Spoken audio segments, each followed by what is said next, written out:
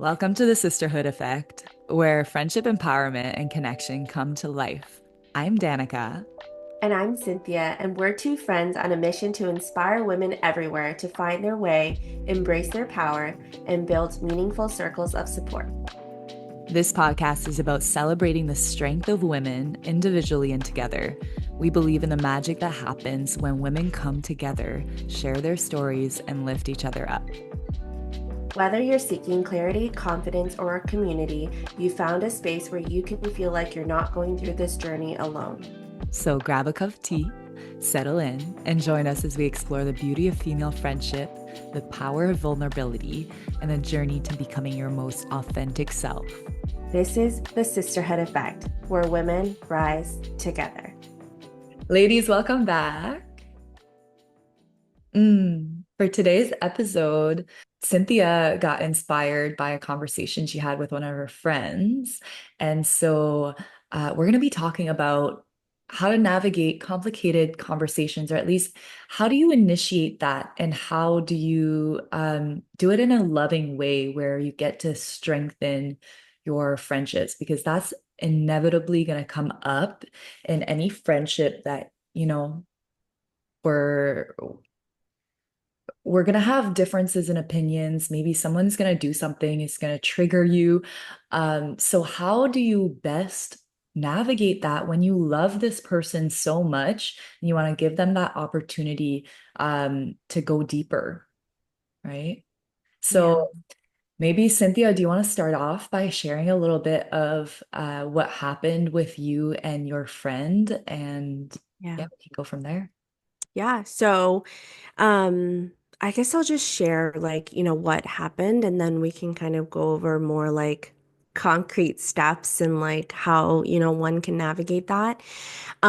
So I was out to dinner with a group of my friends and the conversation came up like something a little bit controversial. I mean, there's crazy stuff going on in the world nowadays, so I think there are a lot of topics that are very controversial. And so a slightly controversial topic came up, and it's in my field of practice, so I, have a lot of knowledge about it.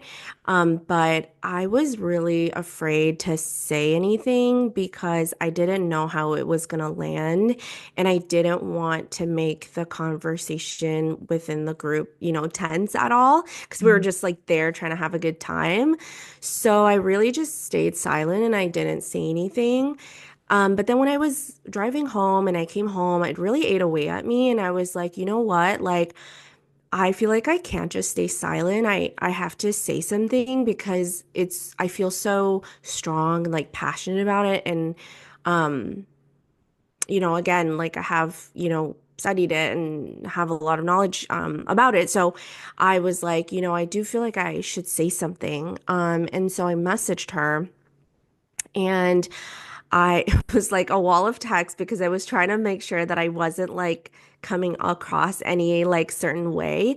And I wanted to make sure that I was expressing exactly how I was feeling and expressing it in a way where it wasn't aggressive or condescending or, any of the negative emotions that can be attached to something. I really just the person that I am is like I feel like there's so much to be learned from me, from you, from anyone who like has experienced life at all. Like everyone has their own experiences, so everything that they think is valued and it should be respected.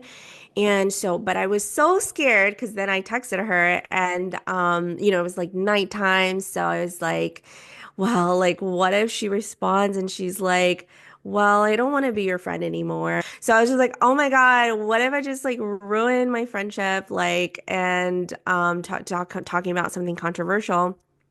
And then when she messaged me back, it was totally different from what I had was afraid of. And Mhm. she was just so understanding. And she was like, "Oh man, like I'm so sorry you like felt that way. And like I wish you would have said something at dinner because I'm always like in the space to like be educated and learn and like find common ground and like So we then proceeded to have an amazing conversation where we both felt the same way. Like when we approach conversations, we're both approaching it with kindness and compassion and Mm. understanding and not from a place of, well, I'm right and you're wrong, you know? So, and I think in our polarized society, especially now, there is so much of that, just like polarizing topics and people who just see things differently because of like the maybe the bubble that they're in or like the social media things they're being fed. Um, we have become so polarized that, sometimes it's hard to find common ground with people. But I think once we open these discussions up, we realize that we're all kind of like have the same values and goals, but maybe we've just experienced things that have changed the way we see things and now how to navigate that with kindness and compassion, I think is the way we move the needle forward and how we make the world a better place and a place of more understanding and more compassion.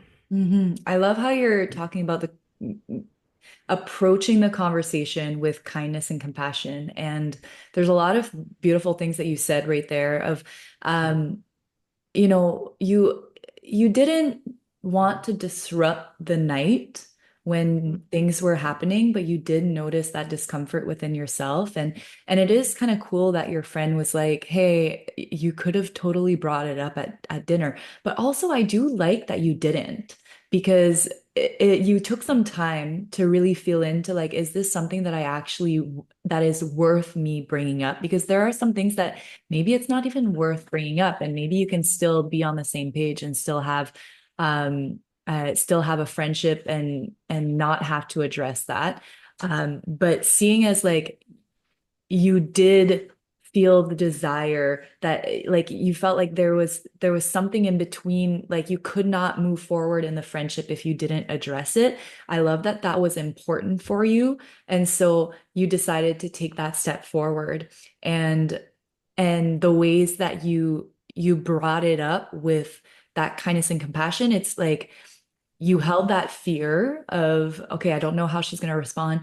And also I think that there's a vulnerability in doing that, because you really do not know how she's going to respond to that. Hmm. And if she doesn't respond to it in a good way, it just gives you more data on that relationship, and maybe that relationship isn't worth moving forward with. So it seems to me like that just strengthened the fact that it was a friendship, a relationship that was meant to move forward.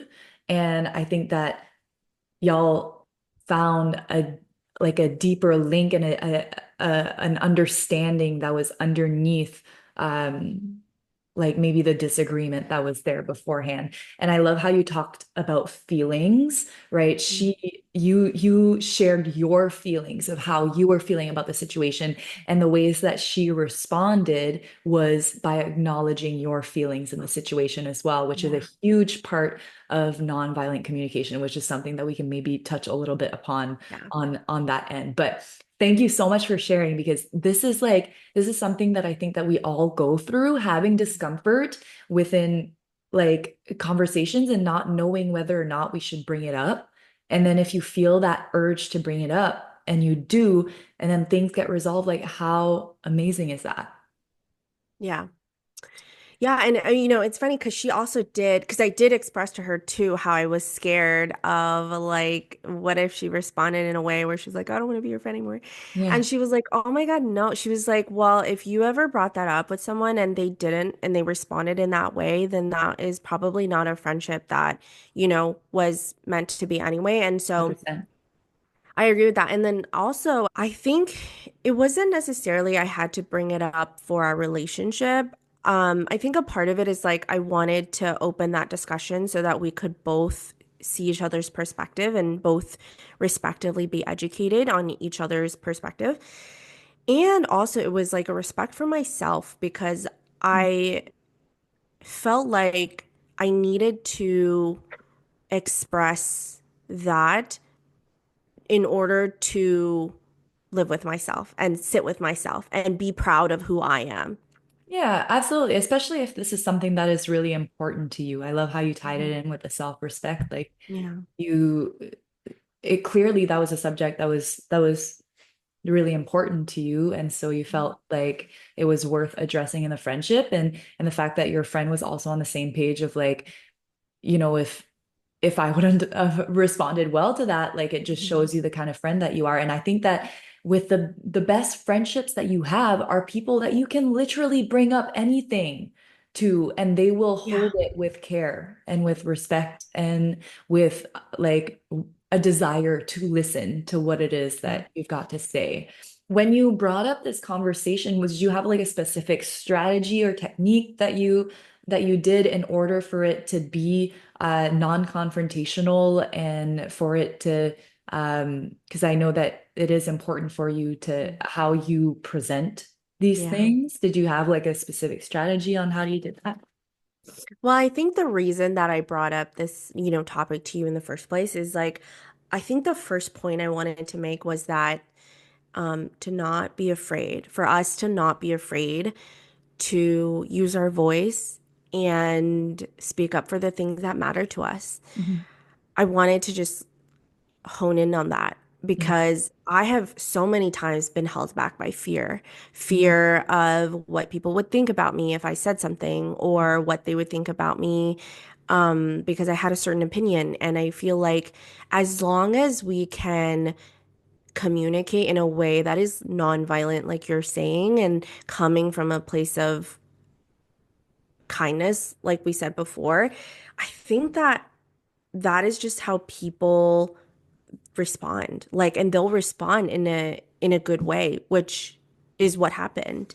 And Um, with the fear thing, just want to add this in yeah, there. Like I also see how yes, like fear is just a normal thing, and it's okay if there is fear around that, but to not let the fear stop you from yeah, moving forward. Because yes, can we meet the fear with this kind of like, I see that you're there, yeah, and I'm still gonna move forward. I'm still gonna have that conversation, right? yeah. I love Mhm. that so much. Ugh, Yeah. yeah, Mm. Yeah.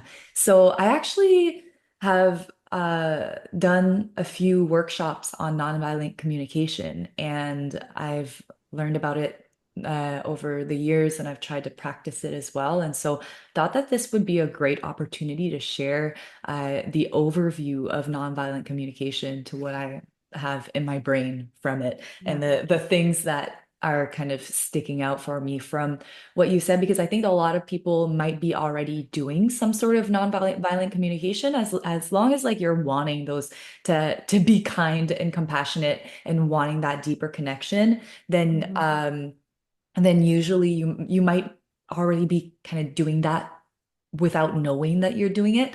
But if right. you're looking for extra tools in how to navigate those more difficult conversations, then this can be really, really helpful. hmm So the basis of nonviolent communication is surround like it's to connect. It's a way to connect deeper. It's moving us closer rather than tearing us apart. hmm Because the violent communication is is pointing the finger, it's blaming. It's like it's something that is going to bring us further apart. hmm So when we communicate non-violently, there are four steps to it. And the first step is in the observation. And it's really just acknowledging something that both people can agree on and creating this like, okay, we're both on the same page about this thing. It's like it's not an assumption. It's the complete opposite from an assumption. It's not saying like I noticed that you were angry or whatnot. Like that's an assumption. I don't know if you were angry. It's like this happened. We both agree on that. Yes. Okay, hmm perfect. So in your case, maybe it's like this conversation happened. You like this was said. You said this or whatever it is.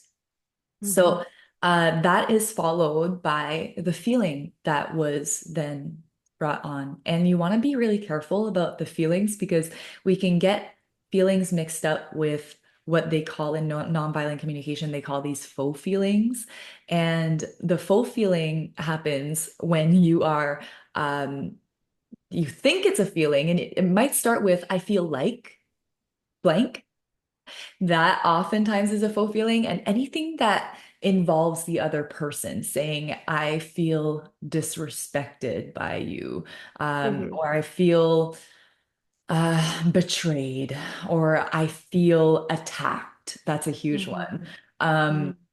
Because you are implying that somebody did something for you. And the goal of the acknowledging feelings is the idea that you are taking full responsibility for your own feelings. Mm-hmm. So in that case, I'm saying I'm feeling hurt, or I'm feeling confused, or I'm feeling sad, or there, and actually maybe we could like put a link in the show notes or something of like actual feelings because there are so right? We live in this world where we grow up and like we learn like four feelings. It's like angry, sad, happy, or whatever. But there is like even categories of feelings which unlock a whole other bank of feelings. So Mm-hmm. you want to get clear about how you're feeling and express how you're feeling. Mm-hmm. Um, from that point on, so you've already had the observation and then you've shown how you're feeling. And you also want to get clear on your need, on Mm-hmm. what it is that you actually need. Mm-hmm. Um, and so, like, nonviolent communication can be really good for understanding yourself better.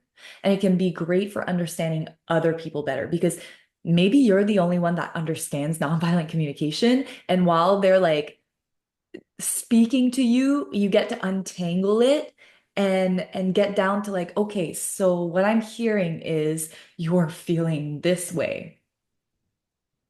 And then they can be like, yes or no, or like, is this like, can I, is it safe to assume, or like, I don't know how to phrase this, but like, could I guess that you're feeling this way? You're kind of trying to guess how they're feeling if they're not speaking it themselves, and then you can Right. then get into trying to guess their need as well. Am I understanding that you have a need for connection?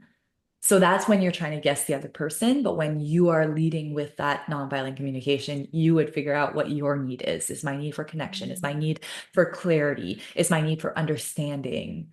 Right? So many needs Mm-hmm. again, and we can pop that in the show notes. So, understanding what your need is, you've taken responsibility for your feeling. And the fourth step is the request. And understanding that a request is not a demand. So, it is a two-way conversation where you are first off asking something like if I'm with my partner and like he's left his dishes around, then I can be like, babe, like would you be able to clean up the dishes or like, and maybe he's like yes, but only like I'll have them done after supper, something like Mm-hmm. that. Mm-hmm. So there's this conversation on how that need can be met together, and that's where um the back and forth can happen so that y'all can be on the same page on how you can move forward and both people agree on how to move forward. Mm-hmm. So far, do you have any questions about nonviolent communication? I don't even know if you've heard of this before. I know I have heard of it before, but I love kind of the way you explain it. And I think with certain things, it's like, I think you have to hear it like multiple times before it Yeah. really sticks. And you might have to hear it like said by a lot of different people in different ways. And one of the ways might speak to you and actually like for you to be able to hear it. So no, I mean, I think that everything you said is correct and like good. Yeah, it is like something that you want to put into practice, and it can be a little awkward to do at first, but it is really cool when you start putting it into practice with somebody else who has learned a little bit about nonviolent communication. And I think at the end of the day, it is about becoming a better listener. And it is Mm-hmm. about like trying to understand what people are saying and how Mm-hmm. people are feeling and what Yeah.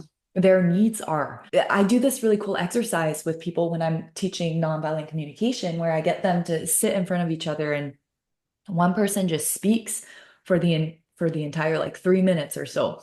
And afterwards, their partner is meant to just reflect what they said. And what I mean by reflecting is just repeating the things that they've said, maybe even using the same words that they've said, but trying to Mhm. get clear on the feelings that have come up. Mhm. And then checking in with them. So it's like, okay, what I'm understanding that you said, it might sound like this. So, like, what I'm understanding that you just said is blank. Um, Mhm. and then that person gets to respond, yeah, that's exactly what I meant. Or no, that's not. And then you get to understand each other better because how often are you in a conversation where you're like speaking, you're trying to get your point across or whatever it is, and then you're like, does that make sense? Do you understand what I'm saying? And the person just says, yes, I understand. But then like they're not actually understanding. Yeah. Maybe they are, but like in that moment, oftentimes it's like, yeah, I get what you're saying, of course. But like they're not reflecting to you, so you're not really sure. And you can ask Mhm. that from your friends. You can ask that from your partners. Hey, like, I see you just said that you understand what I said, but would you mind repeating what you understood just to make Mhm. sure that we're on the same page? And that can be Yeah. a beautiful request as well. Yeah, no, I mean, I think that's so valuable because, half the time when people are having a conversation, especially in an argument, but even in conversation, you're not you're not actively listening. You're thinking about what you're going to say next, you Yeah. know? And so that's why miscommunication happens so much because you're not actually listening to what the other person has to say and you're not valuing their effort and what they're trying to communicate to you. Yeah. Here you're getting on the same team. Yeah, And like that you're not sitting across the table from your person. yeah, You're sitting right next to them and you're saying, "Hey, like let's find a solution together. I really deeply care about you. I really yeah, deeply care about how you're feeling, what your needs are, and like yeah, let's get to a place where yeah. we understand each other and where all of our needs are met." I think it goes back to a concept that we've talked about in our previous episodes, that generous assumption. I think that if Mm, we can apply generous assumption in every and any situation, it would be for the benefit of all. Because if you approach a conversation with a generous assumption of like, not that this person has different views from you, but that you guys have the same, like, you guys are the same good people. Like, you mm, are a good person. I am a good person, yeah. and we both are good people, but we have experiences that may have led us to have different beliefs. Yeah. And, it's not like, oh, well, you're a horrible person for thinking that, It's like, no, you're a good person. I'm a good person. So let's try to understand, where we are at and how we can find that common ground with each other. Yeah. Yeah. And there's just so much more love there. Like Hmm. when you're taking responsibility for your own feelings Yeah. and when you are paying attention to somebody else as well, like, yeah, that is inevitably gonna bring you closer. Yeah. And it's super hard. Like, it's so hard. And Is it though? Like, can it be easy? Can we make it I easy? think so. Maybe it's hard like when you're not used to that. And when Yeah. you're used to like if you've grown up feeling like you're Yeah. being shut down all the time, Yeah. right? Like that, or if you've grown up with unkind conversations and arguments, or like feeling Yeah. like your voice isn't like worth being heard, or having Right. someone in like, I grew up with a stepdad that was constantly just like, he was so good at arguing. And like I just gave up on like trying to have myself be heard. Yeah. Um and I had to like decondition that and be Mhm. like, oh, actually like my feelings do matter and like there is a different way to communicate and it doesn't need to Mhm. be like so aggressive, Yeah. Yeah. you know? Yeah. So, yeah. No, Hmm. I think it's true. Like, I do think that if it's something that you start to notice and you work on, Hmm. it definitely gets easier. Yeah. But I do think that for a lot of people in society, because of how we did grow up and how we were responded to and how we learned to respond to people, I think it has become hard. Yeah. But I think that if we put actual intention Yeah. into changing that, it can Yeah. change and it can And become that easy. is exactly it. At the end of the day, it's our responsibility whether or not we're gonna have kind conversations. And I know that like it becomes more difficult when you're very, very close to someone. The closer you are to somebody, like the more it can get like mean, right? Mm. Like I'm talking about like partner, right? Like you're Oh, in a yeah. relationship with someone and then suddenly Mhm. like next thing you know you're screaming at each other or like Mm. it's just like you've Yeah. lost your shit and it's become unkind. And then it's Yeah. how do we get to that place? And Mm. like you just go from here to there within seconds. And I know I'm not Yeah. the only one. And then it's Yeah. like, I thought I was better than this. I have all of these tools, right? I know violent communication, but there I am Yeah. freaking screaming at my partner because I don't Yeah. feel like I'm being heard or understood. And it's like, you've got to be able to take a step back and really take responsibility for how you are responding. And like, yeah, that Yeah. that can be tricky. That's the tricky part. But like Yes. that is also the work and it's Yeah. also the skill. Like it's a never ending like choose it. Choose Hmm. to Yeah. be kind in your communication Yeah. over and over and over again. You've learned it, you've done it. Okay, keep on doing Mm. it. It's like Mhm. it doesn't stop. No. Yeah. And I think like normalizing that too, like in relationships, like, because on Instagram or whatever, social media, people always post like the most positive highlights For sure. of everything, their relationship and all that stuff. So it's easy to make people feel like, oh my God, well, their relationship is like so perfect and like seems like they have no issues whatsoever. But it's like everyone has things that they go through Yeah. together. And everyone has to learn how to communicate with their partners. Yeah. And I think that, me and my partner, we've been through a lot and we are still learning like how to best communicate with each other the way that you're saying. And it's not easy, but and like you said, it's a choice. Like every day you choose, like, yeah, it might be hard, but you choose out of like love for each other and respect for each other. You choose to do the work that's hard, um, because it's worth Mm. it. 100%. I love this. And I think that this is a beautiful way to conclude this episode. Is there anything else that we'd like to add on to that?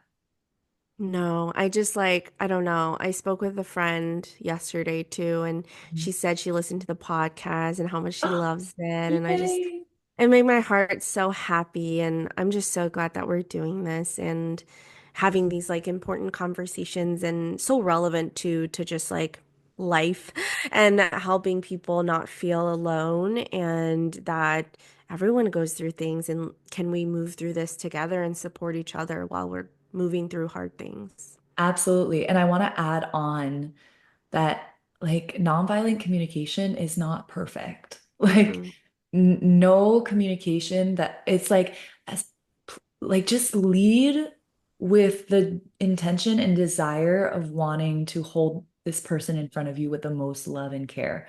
And that Yeah. is a beautiful place to start, you Yeah. know, and be okay with having it not be perfect. And if you start freaking out at your partner, just take a step back and be like, okay, shit, I see what I'm doing. Take responsibility for it. I'm so sorry. I was out of line here, and let me make it right.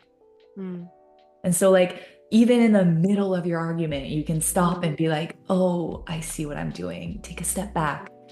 And then maybe next time you take your step back a little bit sooner. And then Yeah. maybe the next time you don't even need to take a step back because you don't go there, Mm. right? Yeah. Ah, beautiful. Mm. Yeah. If you like this episode, please share it with your friends, like our podcast, comment, share your thoughts, reach out to us. All of it, we love it. And we will see you in 2 weeks from now.